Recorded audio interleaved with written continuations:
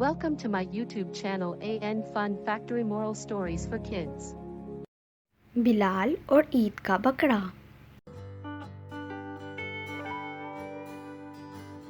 एक दफ़ा का जिक्र है कि बहुत दूर के एक गांव में हसन रहता था। हसन एक गरीब किसान था। हसन खेतों में मेहनत करता और उसी से जो पैसे मिलते उससे अपने घर का खर्च चलाता। हसन के 2 बच्चे थे, बड़ी बेटी जिसका नाम सोनिया था और छोटा बेटा जिसका नाम बिलाल था। हसन अपनी बीवी और 2 बच्चों के साथ गांव में हंसी खुशी रहता था। उन्हीं दिनों ईद उल अज़हा का चाँद नज़र आ गया था, तो हसन ने सोचा मैं बकरा ईद पर कुर्बानी करने के लिए बकरा लेकर आऊँगा। तो हसन बकरा लेने के लिए बकरों की मंडी में जाता है और एक बहुत ही खूबसूरत और तंदुरुस्त बकरा खरीद कर ले आता है। बकरा बहुत ही खूबसूरत होता है, जिसे देखकर बिलाल बहुत खुश होता है और सोनिया भी खुश होती है। मगर बिलाल की खुशी का तो कोई ठिकाना ही नहीं था। बिलाल ने बकरे का नाम भी रखा। बिलाल ने बकरे का नाम रकबा रखा। बिलाल सारा दिन बकरे के साथ खेलता रहता और सोनिया भी बकरे के साथ कभी कभी खेलती और कभी बकरे को चारा खिलाते और खुश रहते। मगर एक दिन बिलाल ने अपने बाबा जान से कहा, बाबा जान, क्या मैं रकबा को यानी बकरे को बाग में सैर करवाने ले जाऊं? तो बिलाल के बाबा जान ने कहा, नहीं बेटा, तुम अभी बहुत छोटे हो, तुम कैसे बकरे को संभाल सकोगे? तो बिलाल कहता है, नहीं बाबा जान, मैं अकेला नहीं जाऊंगा, बल्कि अपने साथ सोनिया बाजी को भी लेकर जाऊंगा। तो बिलाल के अब्बू यानी हसन ने बच्चों को इजाज़त दे दी और बिलाल और सोनिया खुशी खुशी रकबा को बाग में लेकर गए। बाग में आकर बिलाल और सोनिया ने खूब बकरे को सैर करवाई। बिलाल तो उसे अपने दोस्तों के सामने बकरे के साथ खूब शो मारी।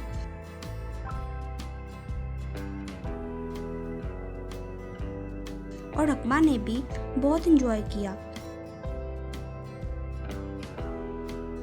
तो बिलाल और सोनिया ने पहले तो खूब रकबा का ख्याल रखा,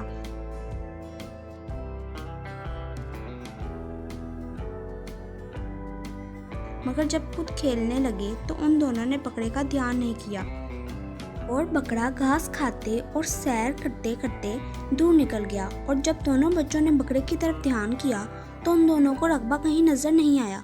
बकरे के ना मिलने की वजह से बिलाल और सोनिया बहुत परेशान हो गए और इधर उधर रकबा को तलाश करने लगे, लेकिन उन्हें रकबा कहीं नहीं मिल रहा था। आखिरकार थक कर दोनों बहन भाई वहीं बैठ गए और रोने लगे।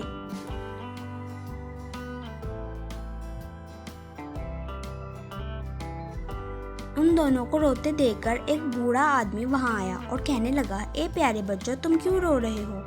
तो सोनिया और बिलाल ने बताया, बाबा, हमने अपने रकबा यानी कुर्बानी के जानवर हमारे बकरे को सैर करवाने के लिए बाग में लाए थे।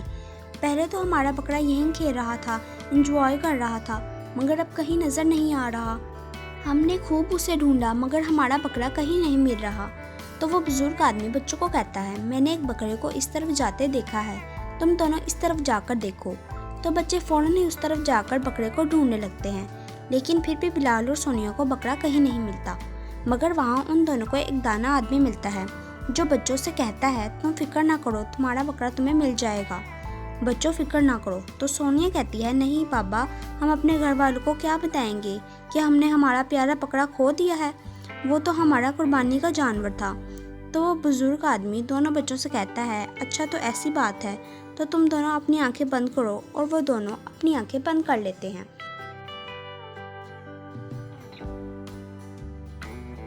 और कुछ ही देर बाद वो बुजुर्ग आदमी बच्चों से कहता है, अब तुम दोनों अपनी आंखें खोल सकते हो। और जैसे ही वो दोनों बच्चे अपनी आंखें खोलते हैं तो बहुत हैरान होते हैं। रकबा उन दोनों के सामने ही खड़ा होता है। सोनिया और बिलाल अपने बकरे को देखकर बहुत खुश होते हैं और बुजुर्ग आदमी से पूछते हैं, बाबा, आपने हमारे बकरे को कैसे ढूंढा?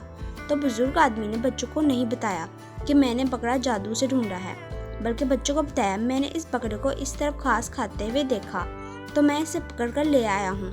बिलाल और सोनिया ने बुजुर्ग आदमी का शुक्रिया अदा किया और बिलाल ने बकरे की रस्सी जो बकरे के गले में बांधी हुई थी पकड़ी और अपने घर की तरफ निकल पड़े। और सोनिया और बिलाल ने एक दूसरे से कहा, घर जाकर हम नहीं बताएंगे कि हमसे रकबा गुम हो गया था।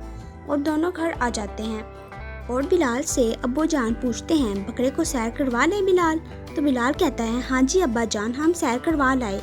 तो अगले दिन बिलाल के अब्बू जान सुनते इब्राहिमी अदा करते और रकबा को अल्लाह ताला की राह में ज़िबा कर देते हैं और ईद उल अज़हा मनाते हैं और सब घर वाले खुशी खुशी खूब ईद मनाते हैं।